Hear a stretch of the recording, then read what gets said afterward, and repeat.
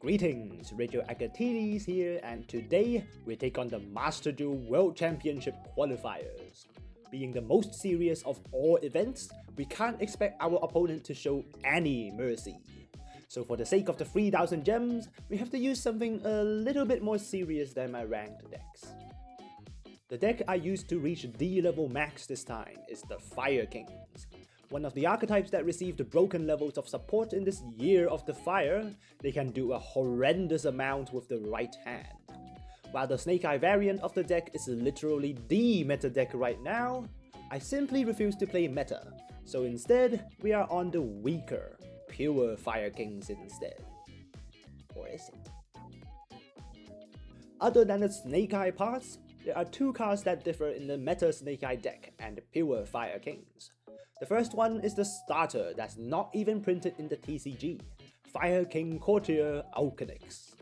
Just like the Snake Eye normal summon, this level 4 is a starter that searches Ponix, but unlike the Snake Eye cards, it can search any Fire King in exchange for less combo potential. Because of this, pure Fire Kings have one great advantage over Snake Eye variants: access to a Spell Trap Negate. Fire King rank Bali is a level 4 that special summons itself from the hand when a face-up Fire King is destroyed. And similar to Avatar, the famous monster negate elephant, it stops any spell trap effect by destroying another fire monster you control. The neatest part is how you bring it out. While you can't put it out on the first turn unless you have spare parts, what you can do is trigger Alchonix by summoning it on the opponent's turn. Usually with Kirin when you're going for the pop. When you use Garunix to pop Kirin from the deck, Kirin triggers to summon Alchonix from the grave and then pop any card on the field. Then Alchonix can trigger, and if you pop Garunix you used and search rank Bali, you can immediately summon rank Bali from the hand. Which means you don't even need anything in extra, not even a discard cost to get a spell trap negate. The rest of the deck is identical to the Snake Eye variant and runs in the exact same way. The end board may not look as threatening as combo decks like Pendulums or Super Heavies, but there's so many hidden in the graveyard that triggers on the opponent's turn, which is why they're making the meta now. And making sure you use them in the right order is so damn hard. With that said, let's go straight to the replays. First duel we go against Rescue Ace in a game of making sure Turbulence doesn't resolve. Start with a Maxi. Luckily we had the card by, but just ban Maxi already please. Alchonix grabs Ponix to grab the Sanctuary to grab the field spell. You'll be doing this a lot. Pop the Alchonix for Kirin since we had Garunix in the grave already, and from there is just the default combo. Any two fire monsters makes Sunlight Wolf, and Ponix to make Link Rebo, triggering the Sunlight Wolf to pick up anything we want before we make Fire Princess and Ambler Whale. Two interactions on the field, but so many more in the grave waiting to be triggered. And of course we have two set imperms as well. Opponent's turn. He starts with Emergency, bringing out the Hydrant. We try to pop that with the Fire Princess, but takes the Cord by in the face. He then triggers Fire Engine in the hand, and we make the classical mistake of trying to imperm Hydrant, only to be redirected to the Fire Engine. Whoops. That's alright, we still have plenty of interactions. Turbulence drops, but that's not going to resolve. Activate Kirin to trigger Garunix in the grave and Ambler Whale as well. Pop the Kirin from deck and say goodbye to Turbulence. Brought back Alchonix as well, popping Garunix and searching Rangali, which immediately triggers. Another spell trap negate hits the field. Opponent goes into Relinquished Anima, but we still have both Imperm and Avatar. That handles both the Anima and the Fire Charmer that follows. Pop the Sunlight Wolf with Avatar to trigger Ambler Whale again, popping the set card as well, while triggering Ponix in the hand, and the game is very much set. Final combo popping the Charmer, negating it with the Avatar again, and we easily deal lethal.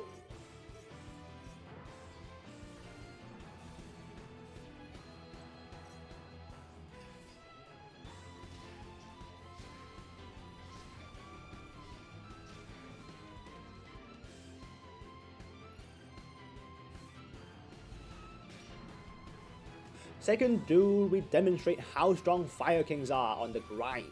We go second against Salamangreats, another deck that received huge support in the Year of the Fire. We ashed their Mirage Stalio, but they still had their normal summon, so we're in for a long ride. After 50 years of combo, our opponent ended on a Pyro Phoenix, which will board wipe on our turn, thanks to the Code of Soul in their grave, an Omni in the back row in Salamangreat Roar, and Fire Princess in the grave as well. But before they end their turn, we sneak in Ponix and Kirin, grabbing us an early Sky Burn, which will be just the right answer. We start off with a Sky Burn to force out their back row, and they use the Roar immediately, so we can't pop our Kirin, but we still have Ponix from last turn. Standby phase that comes back to our hand, and we go straight into Anima to force out their Pyro Phoenix as well. Too bad he had an up arrow. Opponent fires off the Code of Soul, triggering their Gazelle in hand while wiping our field. Perfect for us as we squeeze the Imperm in right after they wipe our field, but just before Ponix and Kirin land, so we couldn't use again. Kirin pops the Pyro Phoenix only to be protected by the Balings in the grave. Already have Sanctuary in the hand and use the Sky Burn, but we still have Circle of the Fire Kings as a third target. While this quick play spell doesn't bring card advantage, it can act as a Kirin in the hand to dodge targeting effects, just in time to take one less neg on the Fire Princess. Opponent brings back a Raging Phoenix while we trigger the Avatar we just popped. With his board, we have to wipe it or we're dead the next turn. Good thing we have just the answer. Garunix Eternity, Hyang of the Fire Kings. Looked it up, Hyang is a real word and our opponent's board is wiped. We also pop their field spell, which is probably worth more than an extra material under Garunix. Doesn't get us an interaction though. Opponent's turn, he gets his combo going, but his extra deck is so dry that his only way to remove Garunix is with a pop. Exactly what we want. He does his Salamangreat combos again, no idea what he's doing, but I do know Fire Princess is a pop. Fire Princess comes back, popping Garunix Eternity, and our combo begins. Bring back the Avatar and we have a monster negate. Then standard Garunix pops Kirin to pop the Fire Princess before he could reborn anything. Also triggering Ponix, which takes another Ash for no reason.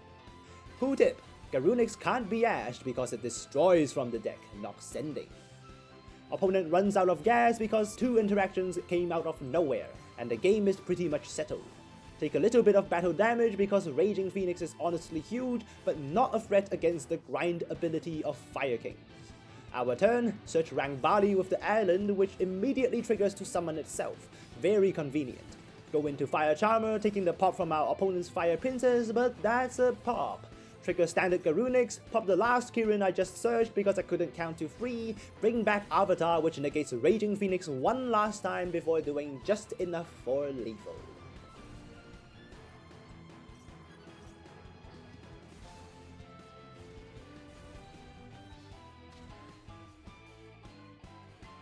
Final duel and we go against the meta deck, Snake Eyes, with a rather poor hand.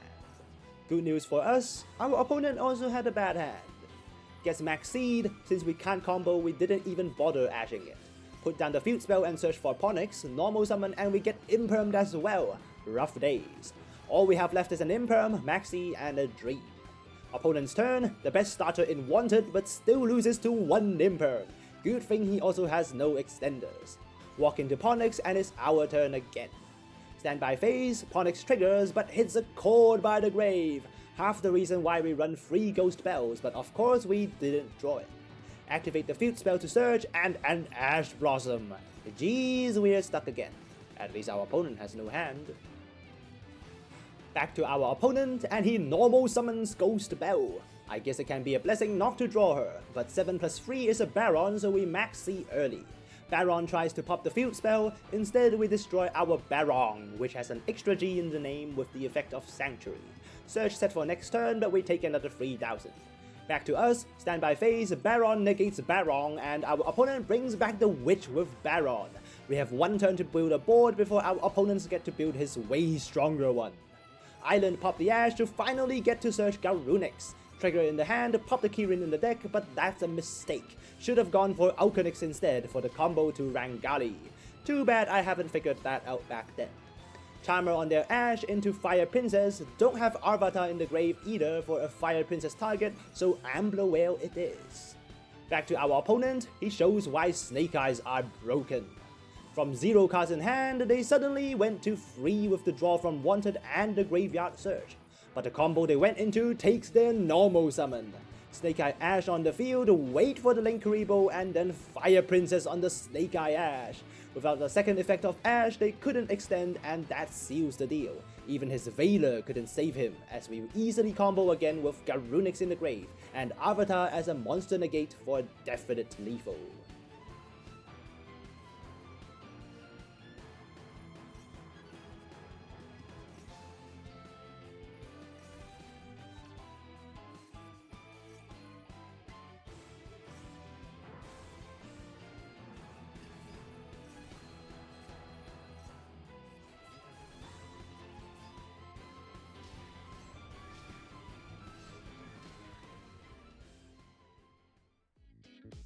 The deck is incredible. Incredibly hard to pilot. Unlike normal boards where a negate is a negate, Fire Kings need to do things in the right order to get to their pops and negates. But thanks to this, they can make a comeback even after getting hit by an evenly match, leaving them with one elephant on the field.